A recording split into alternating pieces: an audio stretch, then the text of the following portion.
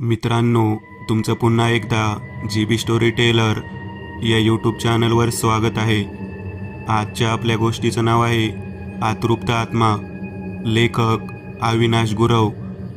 पण गोष्ट सुरू करण्याआधी जर कोणी या चॅनलवर पहिल्यांदाच आलेले असाल तर त्यांनी या चॅनलला सबस्क्राईब करायला विसरू नका. चला तर मग अजिबात वेळ न घालवता गोष्टीला सुरुवात करूया.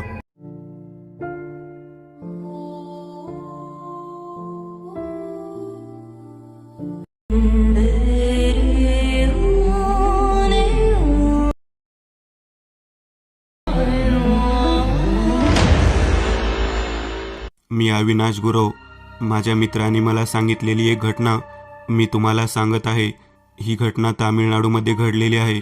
असे म्हणतात की दिवसभरामध्ये आपल्याला कोणती इच्छा झाली, खास करून रात्री झोपताना, आणि आपण ती पूर्ण नाही केली तर आपला आत्मा त्याची इच्छा पूर्ण करण्यासाठी आपल्या शरीराबाहेर पडतो. दिवसभरामध्ये आपल्याला कोणती इच्छा झाली, खास करून रात्री झोपताना, आणि आपण ती पूर्ण नाही केली तर आपला आत्मा त्याची इच्छा पूर्ण करण्यासाठी आपल्या शरीराबाहेर पडतो.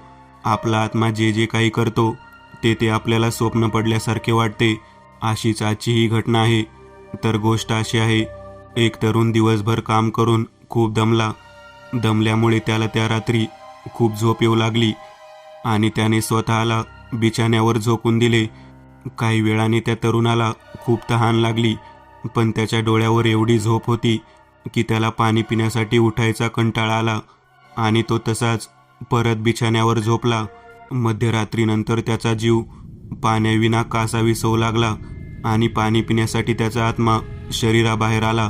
घरातच एक हांडा होता, त्यात पाणी होते. तो आत्मा त्या उघड्या हांड्यामध्ये पाणी पिण्यासाठी शिरला. एवढ्यात त्या तरुणाच्या आईला कसला तरी आवाज आला आणि तिला जाग आली. तिने हांड्याकडे पाहिले आणि तिच्या लक्षात आले की हांड्यावर झाकण ठेवायचे राहूनच गेले. ती उठली आणि तिने जवळचे एक ताट घेऊन ते त्या हांड्यावर ठेवले आणि ती परत जाऊन झोपली. सकाळी घरातील सर्वजण उठले, पण तो तरुण काही उठला नव्हता. त्याचा भाऊ त्याच्याजवळ गेला आणि त्याला उठवू लागला, पण तो तरुण काहीच प्रतिसाद देत नव्हता. त्याच्या भावाने त्याच्या तोंडावरून चादर बाजूला केली आणि त्याला उठवण्याचा प्रयत्न करू लागला, पण त्या तरुणाची कोणतीच हालचाल होत नव्हती. आता त्याच्या भावाला खात्री झाली होती की तो तरुण मृत झाला आहे आणि आपला भाऊ आपल्याला सोडून गेला. या दुःखामुळे त्याच्या भावाने जोरात हांबरडा फोडला.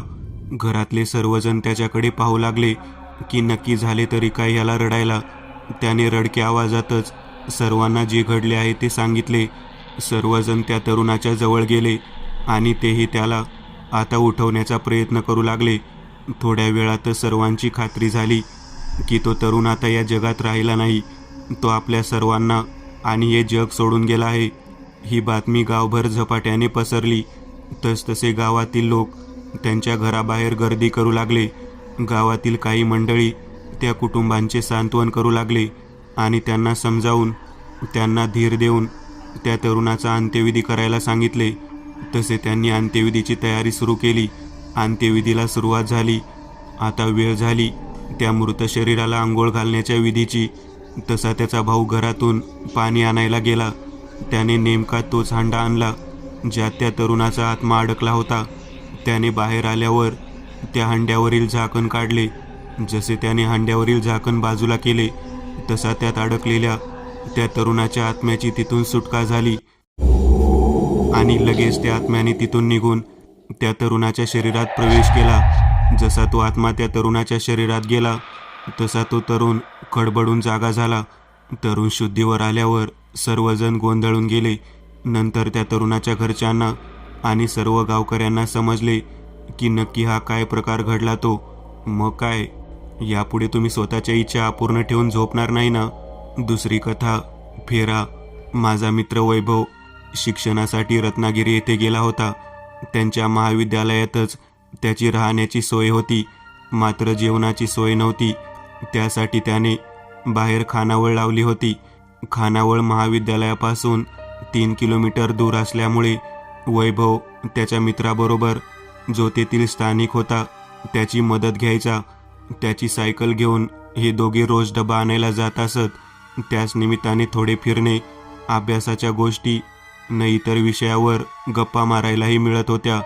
एके दिवशी असेच हे दोघे रात्री 8च्या दरम्यान डबा घेऊन येत असताना एका ठिकाणी असा रोड होता जिथे खोलगटपणा होता आणि पुन्हा चढ होता. लांबून त्यामधून येणारी न जाणारी वाहने दिसत नसत. तिथे पोहोचताच एक सायकलस्वार त्या खोलगट रस्त्यावरून यांच्या मागून येत होता व सारखा घंटी वाजवत होता. पूर्ण रस्ता मोकळा असतानाही त्याची ट्रिंग ट्रिंग चालूच होती. त्यामुळे न राहून वैभवने त्याच्या मित्राला विचारले, अरे याचा प्रॉब्लेम तरी काय आहे? काय झाले? असा उलट प्रश्न मित्राने वैभवला केला. अरे काय झाले काय? उगाचच आपल्या मागे घंटी वाजवत येतोय. पुढे जायला इतका रस्ता असताना. त्याचा मित्र त्याकडे दुर्लक्ष करत त्याने वैभवला विचारले, अरे तो अमुक अमुक चॅप्टरचे काय उत्तर आहे? वैभव त्याचे उत्तर देणार तर पुन्हा मागून असा जोरजोरात आवाज येऊ लागला. म्हणून वैभवने रागाने मागच्या बाजूला पाहिले तर तो सायकलस्वार खूप वेगात सायकल चालवत होता नि घंटी वाजवत होता. वैभवने त्याच्या मित्राला विचारले, अरे हा एवढा स्पीडमध्ये चाललाय तरी हा पुढे कसा जात नाही? पुन्हा त्याचा मित्र त्याविषयी काही न बोलता पुन्हा त्याने अभ्यासाचाच विषय काढला आणि ठराविक अंतरावर तो सायकलस्वार कुठेतरी अदृश्य झाला. अरे हा कुठे गेला? धडपडला की काय मध्येच? वैभव त्याच्याबद्दल मित्राला विचार न करायचा न मित्र त्याचा विषय टाळायचा आणि विषय बदलण्याचा प्रयत्न करायचा. काही वेळ असे चालू होते. ते महाविद्यालय येईपर्यंत एकदाचे ते खोलीमध्ये आले न त्या मित्रानेच वैभवला सांगितले, तो सायकलस्वार माणूस नव्हता तर ते भूत होते. दर अमावस्या आणि पौर्णिमेला तो क्वचितच काही लोकांना दिसतो हे मी ऐकून होतो आणि आज तो तुला दिसला. तुला घंटीचा आवाज येत होता पण मला येत नव्हता. पुढे त्याने सांगितले, आजही अमावस्या आहे आणि तुझ्या हातात असणाऱ्या डब्यात मांसाहारी जेवण होते म्हणून तो तुला दिसत होता. न तो जिथे अदृश्य झाला तिथे त्याची हद्द संपली होती. वैभवने त्याला विचारले, तुला हे सर्व कसे माहीत? मी ते सर्व ऐकून होतो. ना असले खूप किस्से आहेत आमच्याकडे, त्यामुळे आम्हाला त्यांना कसे सामोरे जायचे हेही माहीत आहे. वैभवला हे सर्व खोटे वाटले. तो मित्राची खिल्ली उडवू लागला. त्याचा मित्र त्याला म्हणाला, ठीक आहे, 15 दिवसांनी अमावस्या आहे तेव्हा तुला एक नजारा दाखवतो. अमावस्या दिवशी तो वैभवला त्याच्या फार्म हाऊसवर घेऊन गेला न बरोबर रात्री 12ला त्याने वैभवला छतावर नेले आणि थोड्याच वेळात त्याने वैभवला दाखवले. दूरवर एक ज्योत खूप वेगात जात होती. ती एवढ्या वेगाने जात होती की क्षणात तिने खूप मोठा पल्ला पार केला न दिसेनाशी झाली. एवढ्या वेगाने जर सामान्य ज्योत गेली असती तर केव्हाच विझली असती. हे बघून वैभवही अवाक झाला होता. त्याने मित्राला विचारले, काय काय प्रकार आहे हा? हा वेताळाचा फेरा आहे. दर अमावस्येला वेताळ त्याच्या प्रत्येक हद्दीत असा फेरा मारतो. हे सर्व अनुभव सांगताना वैभव आजही खूप घाबरतो. आजही त्या प्रकारामुळे त्याच्या अंगावर काटा उभा राहिलेला मी पाहिला आहे. तिसरी कथा, ती कोण होती? आज मी तुम्हाला खरी घटना सांगणार आहे. या घटनेला घडून सुमारे 18 ते 20 वर्ष झाली असतील. तुम्हाला बैठी चाळ हा राहण्याचा प्रकार माहीत असेलच. तर अशाच एका चाळीत मी राहायचो. अशा खूप चाळी होत्या आमच्या इथे. तर सांगायचे असे, मी राहत असलेल्या मागच्या चाळीमध्ये एक मुलगा राहत होता. त्यावेळी त्या मुलाचे वय साधारण 20च्या आसपास होते. काही दिवसांपासून त्याच्या आईला बरे वाटत नव्हते म्हणून तिला दवाखान्यात दाखल केले होते. असेच काही दिवस गेल्यानंतर एका दिवशी त्याच्या आईची तब्येत अचानक पूर्णपणे ढासळली म्हणून त्या रात्री त्याच्या घरचे सर्वजण दवाखान्यात गेले होते. हा मनाने हळवा होता. तिथे दवाखान्यात काही बरे वाईट घडले तर याला धक्का बसेल म्हणून त्या मुलाला घरीच ठेवले. शेजारच्या एका बाईला त्याच्याबरोबर तिथे थांबायला सांगितले. जवळपास रात्रीचे 12 वाजले असताना त्या शेजारच्या बाईस तिच्या घरातील काहीतरी काम आठवले म्हणून ती 5 मिनिटात येते असे त्याला सांगून तिच्या घरी गेली. आता तो मुलगा घरी एकटाच होता. अचानक काही वेळाने एक बाई त्यांच्या दारात आली. आमच्या इथे चाळीतील लोक दरवाजा उघडा ठेवून झोपायलाही कमी करत नव्हते कारण चाळी सिमेंट पत्र्यांच्या होत्या त्यामुळे घरात खूप गरम होत असत. रात्री कितीही वाजेपर्यंत दरवाजा उघडा असायचा आणि त्या बाईने दार ठोकले. त्या मुलाने दरवाजाकडे बघितले तर त्याला ती बाई दिसली. तिने त्या मुलाकडे थोडेसे हळद आणि कुंकू मागितले. तो मुलगा त्याच्याच विचारात असल्याने त्याने त्या बाईला काही न विचारता अगदी निसंकोचपणे घरातून हळद कुंकू आणले आणि त्या बाईला देऊ लागला. इतक्यात त्या बाईने त्या मुलाला उंबरठ्याच्या बाहेर ये आणि हळद कुंकू दे असे सांगितले. तसे तो उंबरठ्याच्या बाहेर आला आणि त्या बाईला हळद कुंकू दिले. मग त्या बाईने त्याच्याकडे पाणी मागितले. तसा तो पाणी आणायला घरात गेला आणि पाणी घेऊन बाहेर आला. पण बाहेर येताच त्याला ती बाई त्या ठिकाणी दिसलीच नाही. त्याने चाळीमध्ये इथे तिथे नजर फिरवली तर त्याला चाळीच्या एका शेवटच्या टोकावर काही कुत्रे कोणावर तरी भुंकत आहेत असे वाटले. कुत्रे त्या बाईच्या अंगावर भुंकत असतील आणि त्या भीतीपोटी ती बाई त्या कुत्र्यांना घाबरून पळत असावी, म्हणून तो मुलगा चाळीच्या त्या टोकावर गेला. तिथे गेल्यावर त्याने जे पाहिले त्याने कोणाचीही बोबडी वळली असती. त्याने तिथे बघितले की त्या कुत्र्यांनी तिथे एक गोल रिंगण केले होते आणि मध्यभागी पाहून त्या दिशेने जोरजोरात भुंकत होते. पण ज्या दिशेने ते भुंकत होते तिथे मात्र कोणीच नव्हते. पण त्या रिंगणातून हळद कुंकू उधळल्यासारखे उडत होते. त्या कुत्र्यांपैकी काही कुत्री त्या मुलाच्या अंगावर धावून आली. ती ज्या प्रकारे त्याच्या अंगावर धावून गेली जणू ते त्याला तिथून जायला सांगत होते. तो मुलगा घाबरला आणि धावत धावत स्वतःच्या घरी आला. तो आता घरातच बसला होता. त्याचे अंग पूर्णपणे थरथरत होते. तेवढ्यात त्यांच्या दारात ॲम्ब्युलन्स आली. त्या मुलाची आई वारली होती. काही दिवसांनी जेव्हा त्याने रात्रीचा तो प्रकार सर्व लोकांना सांगितला तेव्हा लोकांनी त्या घडलेल्या घटनेबद्दल विविध प्रकारचे तर्कवितर्क काढायला सुरुवात केली. काही जण तर असे म्हणत होते की त्या मुलाची आईच त्या बाईच्या रूपात त्याला शेवटचे भेटायला आली होती, वगैरे वगैरे. चौथी कथा, अविश्वास. दिनांक 25/1/2023. माझ्या मित्राची हळद होती. मुंबई सेंट्रल इथे दुसऱ्याच दिवशी लग्न होते, म्हणून आम्ही सर्व मित्र हळदीच्या दिवशीच गेलो होतो. रात्रभर हळद करून लग्न आटपून माघारी यायचे असे आमचे नियोजन ठरले. मग काय, सर्वांनी आपापली 2 चाकी वाहने काढले होते. माझ्याकडे वाहन नसल्यामुळे मी रवीच्या गाडीवर बसलो. अशा आमच्या 4 गाड्या आणि त्यावर आम्ही दोघे बसलो. आम्ही 8 जण झालो. आम्ही निघत असतानाच एका मित्राचे, सुधीरचे वडील आम्हाला बोलले, 8 जणांनी कुठे जाऊ नये, हे अपशकुनी आहे. मी त्यांना खोटे सांगितले, काका पुढे आणखी 2 जण आहेत, आणि आम्ही निघालो. पण जाता जाता आम्ही सुधीरला हैराण करून सोडले. मुद्दामच गाडी त्याच्या गाडीजवळ घेऊन ओरडायचे, ए अपशकुनी, ए अपशकुनी.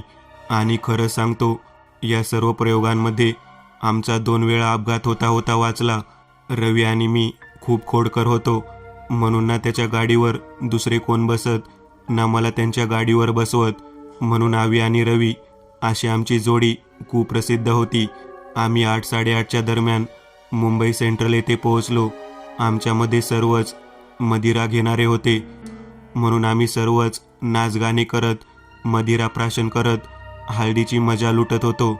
आमच्यामध्ये रवी आणि मीच खूप कमी घ्यायचो, बाकी सर्व नो लिमिटवालेच होते. अशीच आम्ही हळदीची शोभा वाढवत होतो. वेळ आपले काम करत होता. घड्याळाचा काटा पुढे पुढे सरकत होता.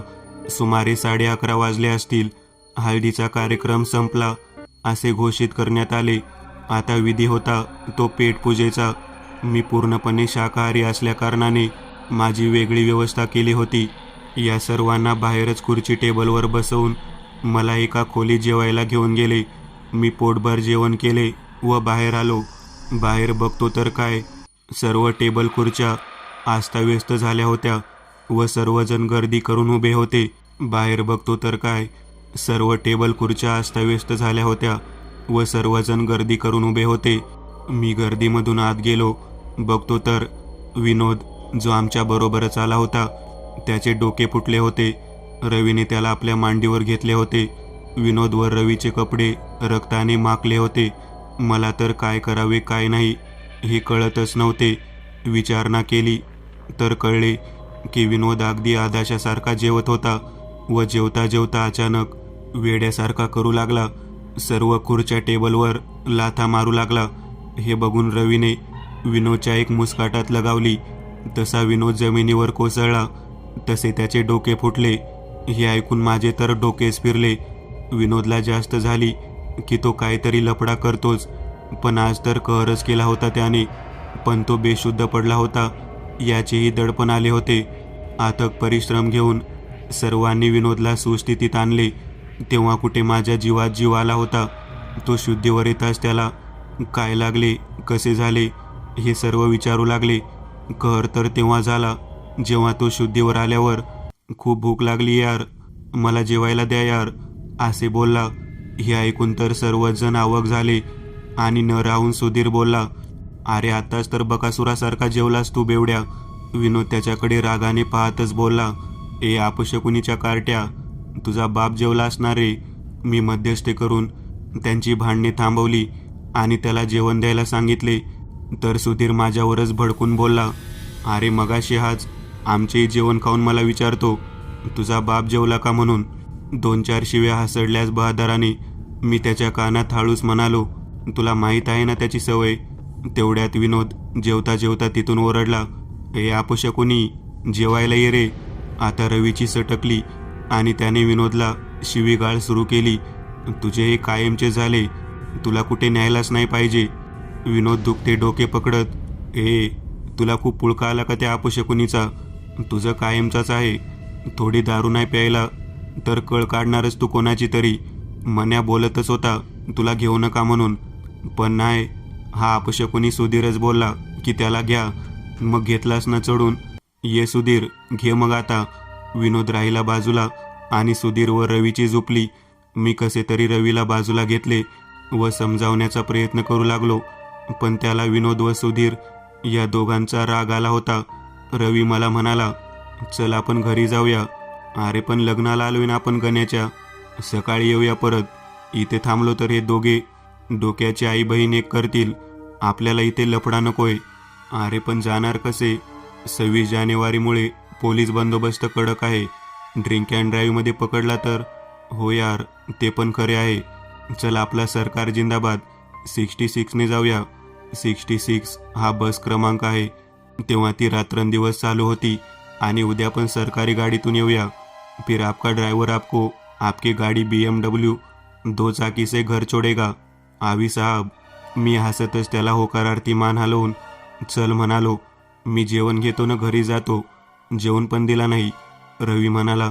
तो गेला व काहीतरी मांसाहारी जेवण घेऊन आला. पिशवीकडे नजर करून बोलला, तू लांब राहा यापासून, शिवू नकोस, नाहीतर तुझ्या खाली बांब फुटेल, तुझा धर्म सुटेल. आणि जोरजोरात हसू लागला. आम्ही सर्वांचा निरोप घेतला व निघालो. आम्ही चाळीबाहेर आलो. मी रवीच्या पुढे चाललो होतो. अचानक रवीने माझा हात पकडला आणि बोलला, आवी आयला याला देऊ का एक शॉट. कोणाला. तो बघ गाल चोळत ठस देतोय. मला कोण दिसले नाही. मी विचार केला, कोण गर्दुला फिरदुला अंधारात बसलेला दिसला याला बहुतेक. जाऊ दे, आपल्याला उशीर झालाय आधीच. हो दे, याचे आपण आधी. मी रवीला समजावत पुढे खेचतच घेऊन जात होतो, पण रवी काही केले ऐकत नव्हता. बघ बघ काय बोलतोय तो, की मी मारलं त्याला म्हणून. तो सोड मला, मी दाखवतो त्याला मी कसा मारतो ते. मला माहीत होते हा मला घाबरवण्याचा केविलवाना प्रयत्न करतोय ते. झाले तुझे चालू. मी घाबरलो बाबा, चल लवकर. तू कशाला घाबरतोस, मीच शॉट देतो बघ त्याला. नाटके बंद कर, उगाच उशीर होतो यार. मी वैतागूनच बोललो.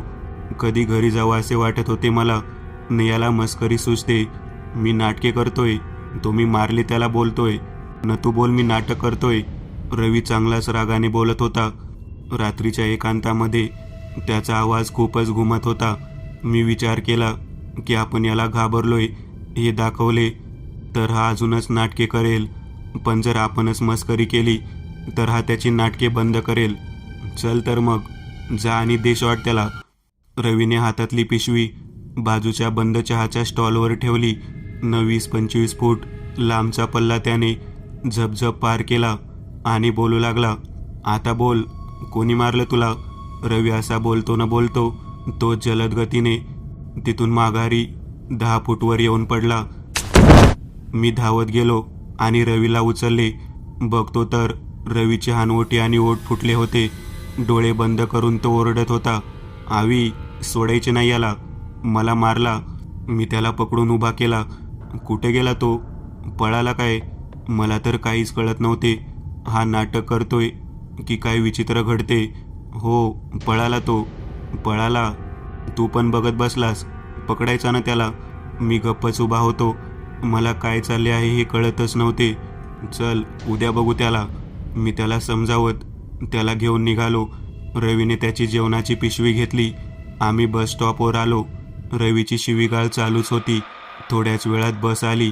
बस डबल डेकर असल्यामुळे आम्ही वरच्या बाजूला मागच्या सीटवर बसलो होतोच की रवीला बसच्या मागे तोच माणूस दिसला.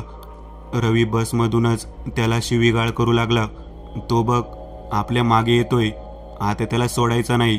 हे बस थांबव. बसमध्ये आम्ही दोघे न एकच व्यक्ती होती जी साखर झोपेत होती. याच्या आवाजाने तोही उठून खाली गेला आणि कंडक्टर वर आला. मी 2 फूल जैन सोसायटी म्हणून सांगितले व पैसे देऊन तिकीट घेतले. पण रवी मागे पाहून विनोद विनोद करू लागला, तर पुन्हा शिवीगाळ करू लागला. याचा आवाज ऐकून एक पोलीस हवालदार वर आले आणि रवीला चांगलाच दम देऊन गेले. घाबरलेला रवी डोके दोन्ही पायात ठेवून रडू लागला. आता हे काय नवीन? साल्या तू रडायचे नाटक केलेस की मी काय घाबरणार आहे का? तुला ॲक्टिंगची एवढी खाज आहे मला माहीत नव्हते. काय स्टंट केलास? पण बाकी आणि स्वतःचीच फाडून घेतलीस. आणि मी जोरजोरात हसू लागलो. तसा रवी रडत रडत झोपी गेला. आमचे बस स्टॉप येताच मी रवीला उठवले. त्याचे डोळे लाल झाले होते. आम्ही दोघे बसमधून उतरून घरच्या दिशेने निघालो. रूपम सिनेमागृहाला मागे टाकून आम्ही रेल्वे पटरी पुलाजवळ आलो. रात्रीचे 1:30 वाजले असतील. त्या गल्लीत खूप अंधार होता. आम्ही पुलावरून न जाता खालूनच पटरीवरून पलीकडे जाण्याचा निर्णय घेतला. आम्ही पटरीजवळ जाताच रवीला कोणतरी हसण्याचा आवाज येऊ लागला आणि रवी माझ्याकडे पाहून, कोण हसतंय रे जोरजोरात? मला वाटले पुन्हा हा मला घाबरवतोय. कोणतरी चुकून सकाळ झाली समजून हसण्याचा व्यायाम करत असेल. तू चल. माझ्याकडे रागानेच पाहिले त्याने व पटपट चालू लागला. आम्ही पहिली पटरी ओलांडणार तोच आम्हा दोघांच्या समोरच एक रक्तबंबाळ व्यक्ती उभी राहिली. त्याचे शीर्ण हात नव्हता. त्या जागेतून रक्तच रक्त वाहत होते. माझी तर बोबडीच वळली होती. मी आणि रवी मागे फिरलो. तो समोरच एक बाई आडवी पडली होती. तिचे शरीर 3 भागात पडले होते. मध्ये धड, त्याच्या 2-3 फुटावर मुंडके, धडाच्या 3-4 फूट खाली पाय आणि हे सर्व अवयव हालत होते. मुंडके वेदनेने विवळत होते. धड आणि पाय तडफडत होते. आता तर आमची पुरी नशा उतरली. आम्हाला कुठे पळावे हेच कळत नव्हते. मागून रक्तबंबाळ शरीर आमच्या जवळ येत होते. आम्ही सरळ GTB स्टेशनकडे धाव घेतली. जसजसे आम्ही पुढे जात होतो तसतसे भूतांची संख्या वाढत जात होती. सर्वांचे प्रकार वेगवेगळे होते आणि ते सर्व पाहून आम्ही दोघे अगदी जीव मुठीत घेऊन धावत होतो. आणि अचानक आमच्या समोरच मान नसलेले भूत उभे होते. ते आपले हात कात्रीप्रमाणे फिरवत होते. आम्ही दोघे वेगवेगळ्या पटरीवरून धावायला लागलो. पायाला खूप ठेचकाळे लागत होते, पण बूट घातल्यामुळे काही दुखापत होत नव्हती. मी धावता धावता एका ठिकाणी पडलो. मला काहीच हालचाल करता येत नव्हती. हळूहळू माझ्या डोळ्यांसमोर अंधार दाटू लागला न मी तिथेच बेशुद्ध पडलो. जेव्हा शुद्ध आली तेव्हा मी सायन हॉस्पिटलमध्ये होतो आणि माझे सर्व मित्र तसेच घरचेही आले होते. सर्वांच्या चेहऱ्यावर दुःखाचे सावट दिसत होते. मी रवीबद्दल विचारले तर कोणीच काही बोलत नव्हते. मला सर्वजण स्मशानात घेऊन गेले. तिथे रवीचे पार्थिव ठेवले होते. मी ओक्साबोक्शी रडू लागलो. तसे सर्वच जण रडायला लागले. सर्व कार्य उरकून झाल्यावर माझी पोलीस चौकशी करण्यात आली. तेव्हा झाला प्रकार मी सर्वांना सांगितला. तेव्हा सर्वांनी त्याच रात्री विनोदी वेड्यासारखा करत होता. न सकाळी उठल्यावर सांगत होता की रात्री तो लघवी करायला चाळीच्या संडासात गेला आणि तिथेच तो तंबाखू मळत होता. तेव्हा त्याला तिथे एका माणसाने तंबाखू मागितलेली. त्यानंतर काय झाले, त्याचे डोके कसे फुटले ही काहीच आठवत नाही त्याला. रवी ट्रेन खाली सापडला न त्याच्या अवतीभोवती चिकन बिर्याणी पडलेली होती, जी त्याने पिशवीतून घेतली होती. पोलिसांनी याआधी पटरीमध्ये असले प्रकार झालेले माहीत होते, तरी वेळ पडल्यास मला पुन्हा चौकशीसाठी बोलावतील असे सांगितले.